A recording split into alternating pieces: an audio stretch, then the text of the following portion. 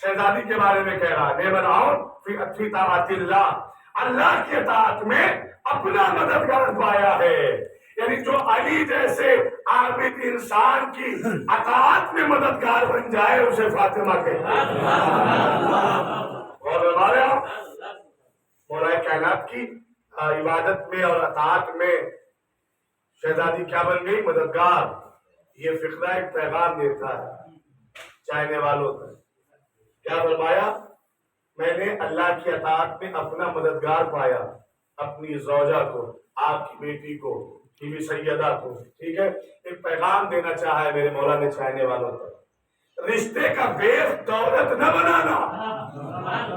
اللہ رشتے کا بیس دولت نہیں ہونا چاہیے، بڑا خاندان نہیں ہونا چاہیے، رسوخ والے نہیں ہونا چاہیے، بلکہ اگر رشتے کا بیس بنانا چاہتے ہو، رشتے کی بنیاد رکھنا چاہتے ہو تو بس ایک ہی چیز کو بیس بنانا، دیکھنا کہ گھرانہ دیندار ہے کہ نہیں،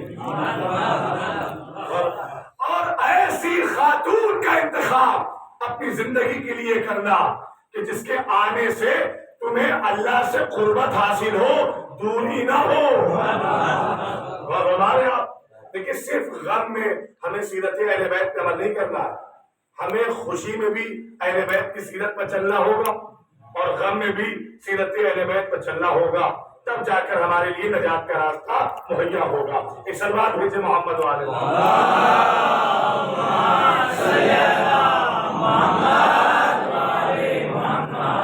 ہمارے آپ. اور ایک بات کہہ دوں میں، چونکہ رضائے فاطمیہ ہے تو سیرت فاطمہ پر گفتگو ہونی چاہیے. ایک چھوٹی سی بات ہے اور بات آگے بڑھ جائے. ایک دن رسول اللہ گھر آئے اپنی بیٹی کے اور دیکھا کہ مولا کائنات ایک برتن میں دال لیے ہوئے ہیں، دال، اور دال چن رہے ہیں. تو رسول اللہ نے پوچھا یا علی، اس عمل کو جو خاتون خانہ کا عمل ہے آپ اسے کیوں انجام دے رہے ہیں؟ میری بیٹی فاطمہ کا. تو جناب امیر نے فرمایا یا رسول اللہ، آپ کی بیٹی فاطمہ سیدہ کسی اور کام میں مصروف ہے، تو میں نے سوچا کیوں نہ بہتر ہو، ایسا ہو کہ میں گھر کے اندر امور خانہ داری میں ان کا ہاتھ بٹا دوں. اللہ کے نبی مسکرائے اور فرمایا یا علی، اب اس کے بعد جو بھی شوہر اپنے گھر میں امور خانہ داری میں اپنی زوجہ کا ہاتھ بٹائے گا، اللہ اس کے نامہ اعمال میں 70,000 نیکیاں لکھے گا. اچھا مرد تو شرم محسوس کرتا ہے، ہم کام کریں گے، ہم ہاتھ بٹائیں گے. بھیا ہماری اور آپ کی حیثیت کیا ہے؟ امیر المومنین امور خانہ داری میں ہاتھ بٹا رہے ہیں. 70,000 نیکیاں اگر چاہیے تو کبھی کبھی زوجہ کی ہیلپ کرنی ہوگی. جب بھی تمہیں موقع میسر ہو امور خانہ داری میں ہاتھ بٹانا، یہ سیرت امیر المومنین ہے، یہ شرم کا مقام نہیں ہے. ایک اور سلوات بھیجے محمد.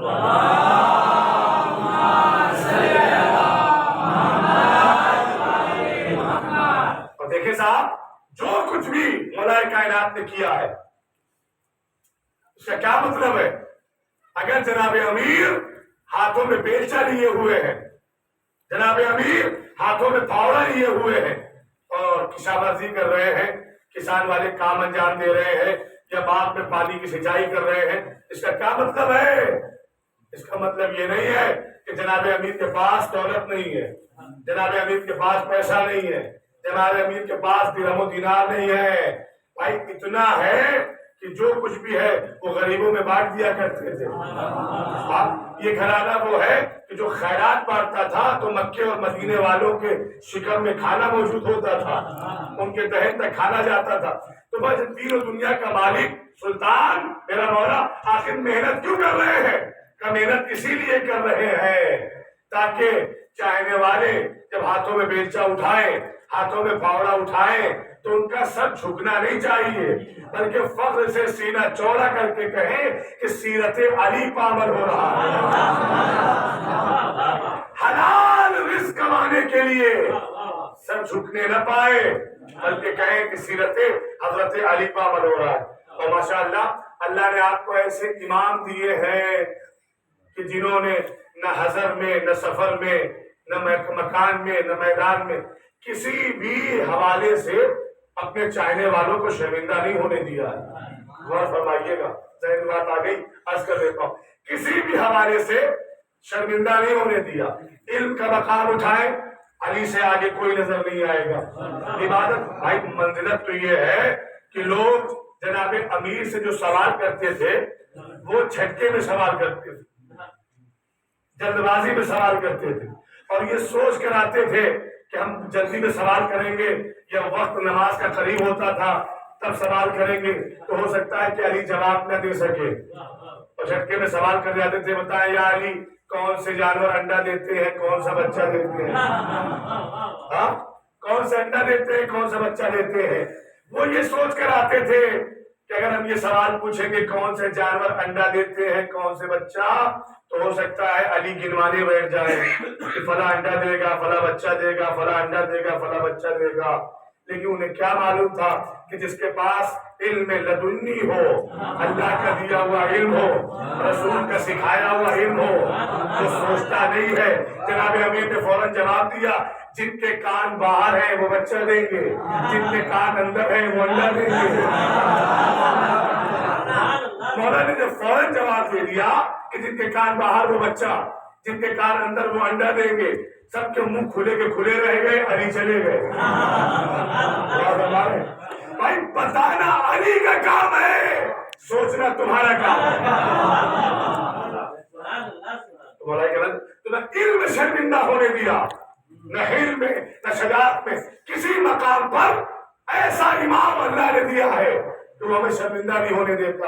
ایک مثال لے لیجیے صاحب، کوفہ ہے، جناب امیر اپنے گھر میں بیٹھے ہوئے تھے اور اسی اثنا میں امام حسن علیہ السلام اپنے بابا کی پشت پہ آ کے بیٹھ گئے، بابا کے پیچھے بیٹھ گئے.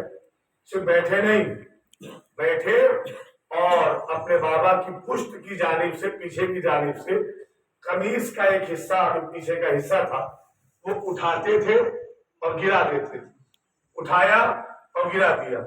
3 بار یہ عمل انجام دیا، اٹھایا گرایا. امام علی مسکرائے اور مسکرا کر پوچھتے، میرے لال یہ پیچھے کی جانب سے قمیص کا ٹکڑا اٹھانا اور گرا دینا اور پھر اٹھانا اور پھر گرا دینا، اس کا مقصد کیا ہے، اس کا مطلب کیا ہے؟ تو امام حسن مسکرائے. بھائی اتنا سوچ کے سنیے گا، جس کی قمیص اٹھائی جا رہی ہے وہ بھی امام ہے، جو قمیص کا ٹکڑا اٹھا رہا ہے وہ بھی امام ہے، جس کی قمیص اٹھائی جا رہی ہے وہ بھی معصوم ہے، جو اٹھا رہا ہے وہ بھی معصوم ہے. میرے لال کیوں اٹھا رہے ہو، مقصد کیا ہے، کیا دیکھنے کی کوشش کر رہے ہو؟ امام حسن نے فرمایا، بابا یہ بات تو طے ہے نا کہ سرزمین عرب کا آپ اکیلے ایسے ہیں جو مکان میں کم میدان میں زیادہ. یہ بات تو طے ہے نا بابا کہ آپ سے زیادہ سرزمین عرب کا کوئی ایسا نہیں ہے جو مکان میں کم میدان میں زیادہ رہا ہو. ہاں میرے لال تو نے سچ کہا، تو نے حق بیانی سے کام لیا. پھر کہنا کیا چاہتے ہو کہ بابا جب آپ سے زیادہ کسی نے جنگیں لڑی نہیں، آپ سے زیادہ کوئی میدان میں رہا نہیں، تو بابا سب جانتے ہیں کہ جب میدان میں انسان جاتا ہے تو میدان میں تلوار چلتی ہے، میدان میں تیر چلتا ہے، میدان میں نیزے چلتے ہیں، میدان میں خنجر چلتے ہیں. بابا میں نے قمیص اٹھا کر 3 مرتبہ دیکھنے کی کوشش کی، آپ کی پشت پر نہ تلوار کا نشان ہے، نہ تیر کا نشان ہے، نہ نیزے کا نشان ہے. لیکن آج تھوڑی سی میری آواز گرفتار ہے، لیکن آپ کی سماعتیں گرفتار نہیں ہونی چاہیے. میدانی کے ساتھ سنیے بابا، میدان میں تیر ہے، خنجر ہے، نیزہ ہے، تلوار ہے، تیر ہے، ہر طرح طرح کے اسلحے ہوتے ہیں، لیکن بابا آپ کی پشت پر نہ تلوار کا نشان، نہ تیر کا نشان، نہ نیزے کا نشان، نہ خنجر کا نشان، نہ بھالے کا نشان، کسی بھی اسلحے کا نشان نہیں ہے. امام علی مسکرائے کہ جاننا چاہتا ہے میرے لال کہ تیر اور نیزہ اور تلوار اور خنجر کا نشان تیرے بابا کی پشت پر کیوں نہیں ہے؟ کہ کیوں نہیں ہے بابا؟ کہ یہ سارے نشان ان کی پشت پا ہوتے ہیں جو میدان چھوڑ کر بھاگ گئے۔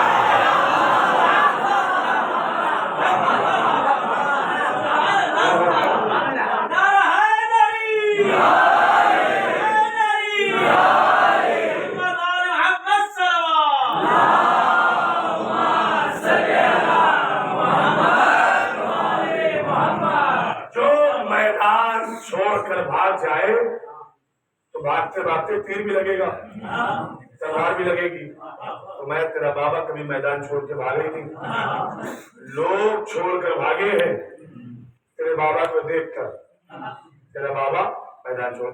تو آپ دیکھیں کسی بھی مرحلے میں اللہ نے ایسے امام دیے، کسی بھی مرحلے میں وہ رسوا نہیں ہونے دیتے۔ غور فرمائیے، اللہ کے نبی کے جانے کے بعد ایک گروہ ہے جو مدینے آیا ہے، اس حقیقت پہ ملاحظہ فرمائیے، گروہ ہے مدینہ آیا ہے نبی کے جانے کے بعد، اور وہ سب سے نبی کا پتہ پوچھ رہے ہیں کہ نبی کہاں ملیں گے۔ ایک صحابی سے ملاقات ہوئی، ان سے پوچھا کہ یہ بتائیں کہ مسلمانوں کے نبی کہاں ہیں؟ تو وہ صحابی سن کر رونے لگا، بہت دیر تک روتا رہا۔ وہ پوچھتے رہے رونے کی وجہ کیا ہے۔ جب روتے روتے گریا سے افاقہ ہوا تو اس نے بتایا رونے کی وجہ کیا ہے۔ وہ کہتا ہے کہ نبی کو گزرے ہوئے زمانہ ہو گیا، ہمارا نبی دنیا سے رحلت کر گیا، کوچ کر گیا، آج بہت دنوں کے بعد کسی نے نبی کا نام لیا تو اپنے حبیب اپنے نبی کا نام سن کر آنکھوں میں آنسو آ گیا۔ نبی کی جدائی میں اس کو اتنا غم ہوا کہ اس کی آنکھوں میں آنسو آ گیا۔ کون ہے؟ نبی کا صحابی ہے، نبی کے جانے کے بعد نبی کا نام سن کر رونے لگا۔ صحابہ کرام کی سیرت پر چلنے کے لیے ہم تیار ہیں، اور اس صحابی نے ہمیں ایک سیرت تو بتا دی نا کہ جس سے انسان محبت کرتا ہے، اس کی جدائی میں اگر آنکھوں سے آنسو نکل آئے تو بدعت نہیں۔ ہو سکتا ہے فتویٰ لگانے والے صحابی بھی فتویٰ لگا دیں کہ یہ بھی جو ہے شرک کر رہا ہے، غور کریے۔ تو لہذا اس نے کہا نبی تو چلے گئے، تو جو گروہ آیا تھا وہ غیر مسلم تھا، اسلام سے تعلق نہیں تھا۔ تو اس نے کہا جب نبی چلے گئے تو ہمارا آنا بیکار ہوا۔ تو صحابی نے پوچھا کیوں آئے تھے؟ کیوں آئے تھے؟ کہا ہم نے بارہا تمہارے نبی کے معجزات سنے، نبی کا اخلاق، نبی کا علم، نبی کا حسن سلوک، ان کی صداقت، ہر ایک بات تمہارے نبی کی سنی ہے۔ ہمارا سارا قبیلہ اس بات پر مائل ہوا اور اس بات پر سب نے ایگری کیا، قبول کیا کہ ہم خود مدینے چلیں گے اور مدینے جا کر اسی نبی کے جو معجز نما ہے، اسی نبی کے ہاتھ پر ہم بیعت کریں گے اور مسلمان ہو جائیں گے۔ ہم تو مسلمان ہونے آئے تھے، اب نبی رہے نہیں، لہذا آنا بیکار ہو گیا، ہم واپس جاتے ہیں۔ انہوں نے کہا واپس جانے کی ضرورت نہیں ہے، نبی گئے تو کیا ہوا، ان کے خلیفہ اور ان کے جانشین بیٹھے ہوئے ہیں۔ تو مسلمانوں کے دوسرے خلیفہ حضرت عمر کا زمانہ تھا۔ اب اس صحابی نے جا کے بتایا کہ ایک گروہ آیا ہے مسلمان ہونے کے لیے، اور اس گروہ کو لے کر پہنچے، دربار سجا ہوا تھا۔ یہ سارے گروہ والے دربار میں گئے، سردار آگے آیا، مسلمانوں کے خلیفہ نے سردار سے گفتگو شروع کی، کس لیے آئے ہو؟ کہ مسلمان ہونے کے لیے آئے۔ تو پھر کہو لا الہ الا اللہ، کہو محمد رسول اللہ، تم بھی ہماری طرح مسلمان ہو جاؤ گے۔ اس نے کہا کہ ہم لا الہ الا اللہ کہنے کو تیار ہیں، ہم محمد رسول اللہ کہنے کو تیار ہیں، لیکن ہمارا کچھ سوال ہے جو ہم آپ سے کرنا چاہتے ہیں، اگر اس کا جواب صحیح صحیح ہمیں مل گیا، رسول ہوتے تو سوال نہ کرتا، رسول ہوتے تو سوال نہ کرتا، لیکن رسول نہیں ہے، لہذا ہم سوال کرنا چاہتے ہیں تاکہ ہمیں اطمینان ہو جائے کہ ہم جو مسلمان بننے آئے ہیں، صحیح بننے آئے ہیں، یا ہمارا ارادہ غلط ہے، ہمارا عمل غلط ہے. ہم اپنے آپ کو جسٹیفائڈ کرنے کے لیے، ہم اپنے آپ کو صحیح و غلط ٹھہرانے کے لیے کچھ سوال کا جواب آپ سے لینا چاہتے ہیں. انہوں نے کیسا سوال؟ تو کہا کہ سوال یہ ہے، ہم نے سنا ہے کہ تمہارے نبی زمین چھوڑ کر آسمان پر گئے تھے. زمین سے آسمان کی طرف گئے تھے تمہارے نبی. انہوں نے کہا زمین سے آسمان نہ کہو، یہ کہو کہ ہمارے رسول معراج پر گئے تھے. رسول کو معراج ہوئی تھی، اور ہمارے رسول معراج پر گئے تھے. اکثر لوگ لفظ معراج سن کر اور رسول کی معراج سن کر اختلاف کرتے ہیں، اور مسلمانوں میں بھی دو گروپ ہو چکا ہے رسول کی معراج کو لے کر. کچھ کہتے ہیں کہ رسول جسمانیت کے ساتھ گئے تھے، جسم کے ساتھ گئے تھے، اور کچھ کہتے ہیں کہ نہیں، رسول جسم و جسمانیت کے ساتھ نہیں گئے تھے بلکہ روحانی معراج ہوئی تھی. جسم یہی موجود تھا، روح چلی گئی تھی. دیکھیں ہمارا عقیدہ یہ ہے کہ رسول جسم کے ساتھ معراج پر گیا تھا. روح کے جانے میں کون سا کمال ہے؟ روح کے جانے میں کون سا کمال ہے؟ یہ تو آپ ہر روز پہنچتے ہوں گے، سوتے ہیں سنگسر میں اور صبح اٹھ کے کہتے ہیں کہ میں ویراول میں تھا.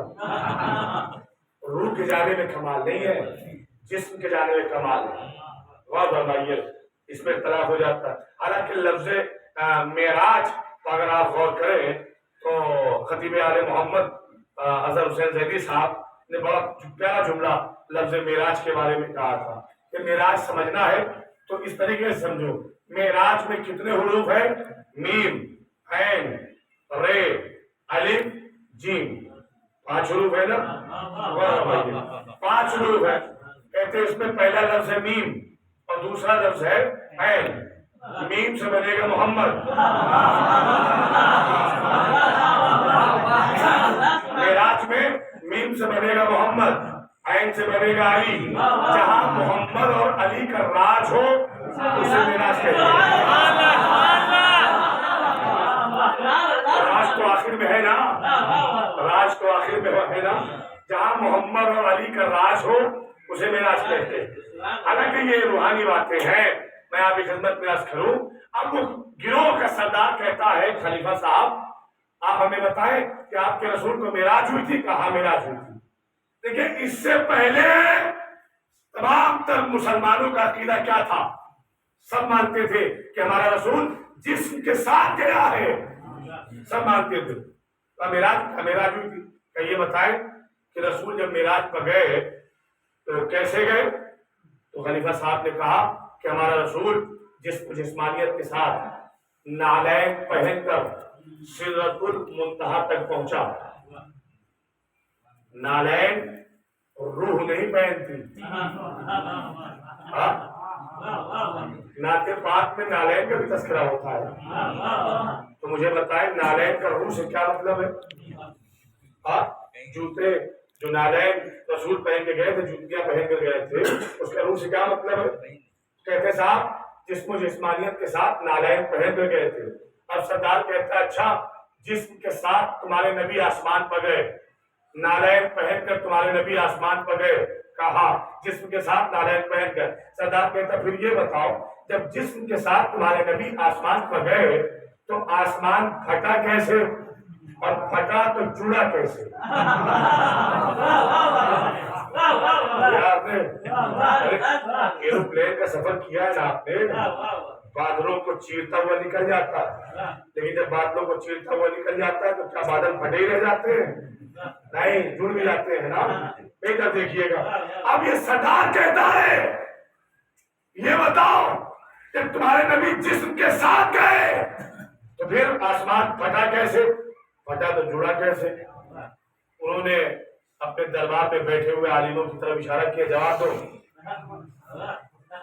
عالموں سے جب کوئی جواب نہ بن پڑا تو انہوں نے اٹھ کر آ کر خلیفہ صاحب کے کان میں کہا حضور ان سے کہیے 24 گھنٹے کا وقت دے ہمیں جواب تلاش کرنے کے لیے.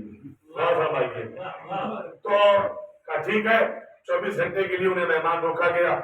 ایک دن گزر گیا، दूसरा दिन आया, फिर गिरोह सामने खड़ा हुआ है और सरदार फिर आकर कहता है हुजूर क्या हुआ, जवाब मिला।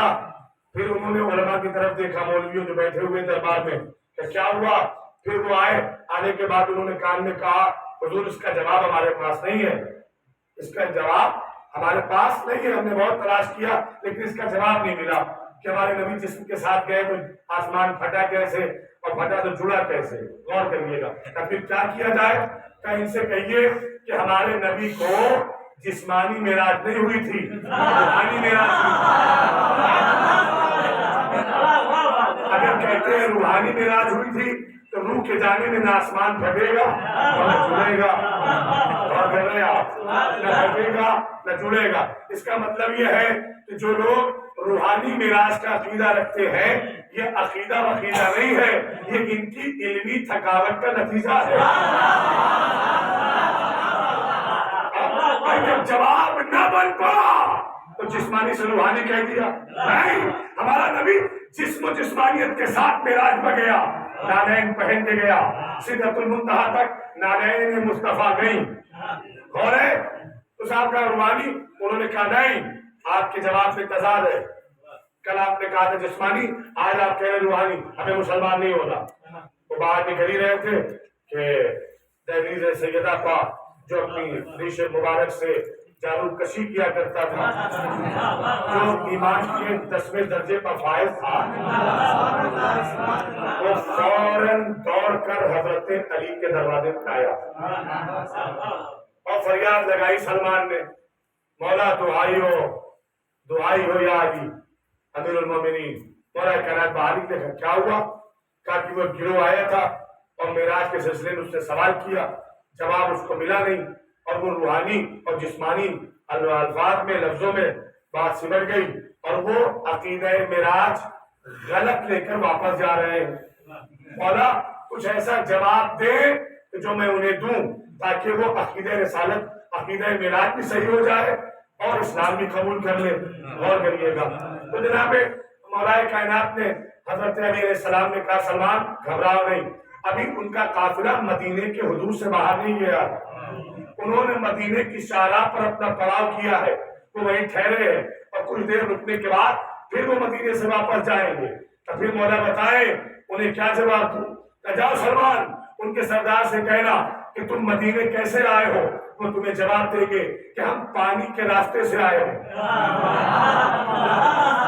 वो तुम्हें जवाब देंगे कि हम कश्ती पर सवार होकर पानी के रास्ते में आए हैं। और जब वो कहे कि हम कश्ती से आए हैं पानी के रास्ते से, तो उनके सरदार से पूछना कि फिर बताओ कि जब तुम्हारी कश्ती पानी के सीने पे रवा दवा थी, पानी के सीने पे रवा दवा थी, तो तुमने देखा होगा तुम्हारी कश्ती पानी के सीने को चीर कर आगे बढ़ रही होगी, पानी को फाड़ कर आगे बढ़ रही होगी। उनके सरदार से कहना कि जो पानी तुम्हारी कश्ती से फट जाता था वो जुड़ता कैसे था।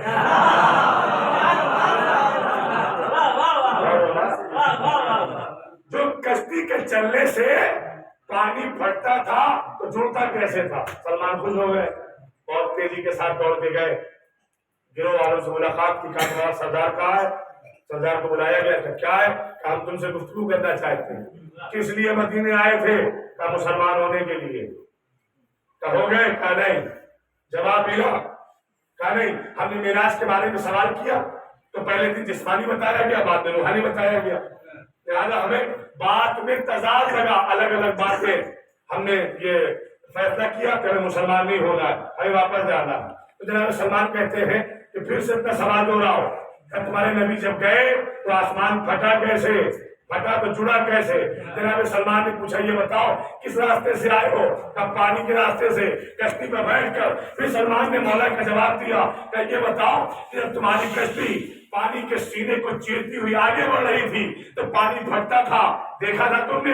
कहा हाँ, पानी फटता था और कश्ती आगे निकल जाती थी। तो फिर जनाब सलमान ने पूछा कि जब पानी फटता था तो जुड़ता कैसे था। फटा हुआ पानी जुड़ा कैसे। सलमान को सरदार गौर से देखने लगा, उसे जवाब मिल गया। नहीं جملہ تو اب آنے والا ہے. سلمان کو غور سے سردار دیکھنے لگا اور دیکھ کر کہتا یہ بتا تیرا نام کیا ہے؟ کہ سلمان کہ تیرا نام کچھ بھی ہو مجھے یہ پتا ہے یہ جواب تیرا نہیں ہے.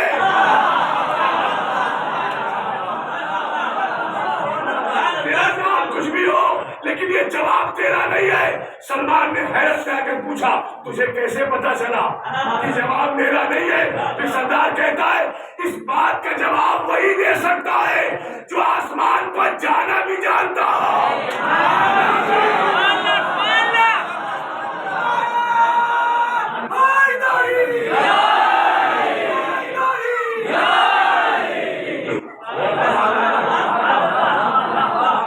اب مجھے بتائیں عقیدہ رسالت کا محافظ کون ہے؟ کس نے معراج کا عقیدہ بچایا؟ ان کو بغیر مسلمان ہوئے بغیر ان کو مدینے سے جانے نہیں دیا. اور اب دیکھیے صاحب مسئلہ یہاں آتا ہے کہ نبی کی ایک حدیث ہے. میں نے آپ کی خدمت میں 2 واقعے مولا علی کے سنائے اور بہت سے ہزاروں واقعات مولا کائنات کے. اپنے بھائیوں کے لیے کر دوں ایک فکرہ ہو. آپ کو پتا ہے مدینے میں ایک کمیٹی ایسی بھی تھی جو رسول کو بھی پریشان کرتی تھی اور رسول کے جانے کے بعد مولا علی کے پیچھے پڑ گئی. اور غیر عیسائیوں نے کہا کہ علی جیسے عالم کو جنگوں میں الجھا کے رکھا گیا. علی جیسے عالم کہ جن کے علم سے لوگوں کو فائدہ پہنچنے والا تھا. اور دوسری بات وہ کہتا ہے کہ ایسے عالم سے کیسے کیسے لوگوں نے سوال کیا. سوال کیا کیے آپ سب جانتے ہیں. کیا کہ سوال کرتے تھے یہ بتاؤ یا علی سر میں بال کتنے ہیں, داڑھی میں بال کتنے ہیں, اور ہمارا ایسے بےہودہ سوال مولا علی سے پوچھتے. لہذا جب سارے جواب مولا سے مل جاتے تھے وہ جو کمیٹی تھی پریشان کرنے والی انہوں نے سوال تیار ایسا کیا جس کے 2 جواب ہوں. سوال 1 ہو جواب 2 اور مشکلات پہ پھنسانے والے سوال اپنے اعتبار سے پھنسانے والا سوال پوچھا. یہ بھول گئے تھے کہ مشکل کشا سے پوچھنے جا مشکل کشا سے پوچھنے جا. لہذا بڑی محنت کے بعد مدینے کے مسلمانوں نے ایک سوال تیار کیا جو حضرت علی سے پوچھنا. آئے علی کے بعد کہتے ہیں یا علی ہم آپ سے ایک سوال کرنا چاہتے ہیں. مولا نے فرمایا یہ اعلان تو ہم نے بہت پہلے کر دیا ہے. سلونی سلونی قبل ان تسألونی. پوچھو جو مجھ سے پوچھو جو پوچھنا چاہتے ہو مجھ سے پوچھو اس سے پہلے کہ میں تمہارے درمیان سے چلا جاؤں. اور ہمارا بھائی نبی نے فرمایا تھا انا مدینۃ العلم وعلی بابھا. علم کا دروازہ کون ہے؟ مولا کائنات ہے. اور نبی اور مولا علی نے یہ اعلان بھی کر دیا تھا کہ جو بھی پوچھنا چاہتے ہو مجھ سے پوچھو. بہرحال وہ آئے علی اب سوال کیا ہے؟ بڑا عجیب سوال ہے. ٹھیک ہے پوچھو کیا ہے. ان کا ہمارے پاس ایک بچہ ہے جانور کا, ہم اس میں فیصلہ نہیں کر پا رہے ہیں یہ بچہ بکری کا ہے یا کتے کا ہے. آپ بتائیں کیسے فیصلہ ہو یہ بچہ کتے کا ہے کہ بکری کا. حالانکہ کوئی بچہ اچھا تھا نہیں, بس مولا کو پریشان کر رہا ہے. ایسے کوئی بچہ ہے جو کتے کا بھی لگے اور بکری کا بھی لگے.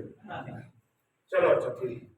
لیکن باب مدینۃ العلم پر آئے تو جواب یہ بغیر جانا نہیں ہے. ہم فیصلہ نہیں کر پا رہے بکری ہے کتا. اچھا یہ واقعہ ہم کہیں پڑھ رہے تھے چونکہ روایت میں آیا نا بکری اور کتا. تو صاحب نے مجلس کے بعد کہا مولانا مجلس تو بہت اچھی بڑی آپ نے لیکن آپ نے ممبر سے ایک لفظ کا اچھا نہیں لگا. ہم نے کہا کیا؟ انہوں نے کہا آپ نے کتا کہا. ممبر سے کتا اچھا نہیں لگتا. تو ہم نے کہا ممبر سے آپ کو یزید اچھا لگتا ہے؟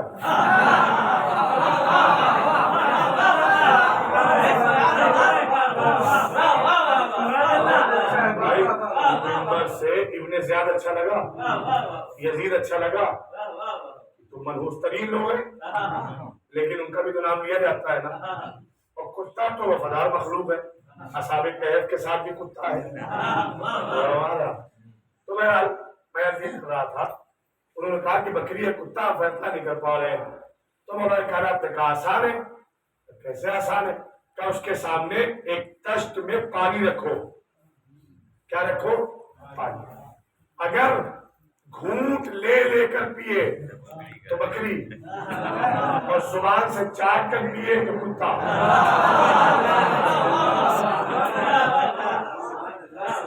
ओहो, उन्होंने कहा कि या अली हमने करके देख लिया, ये बच्चा कभी कभी घूंट लेके पानी पीता है और कभी जुबान से चाट चाट कर पीता है, तभी तो हम कंफ्यूज हैं।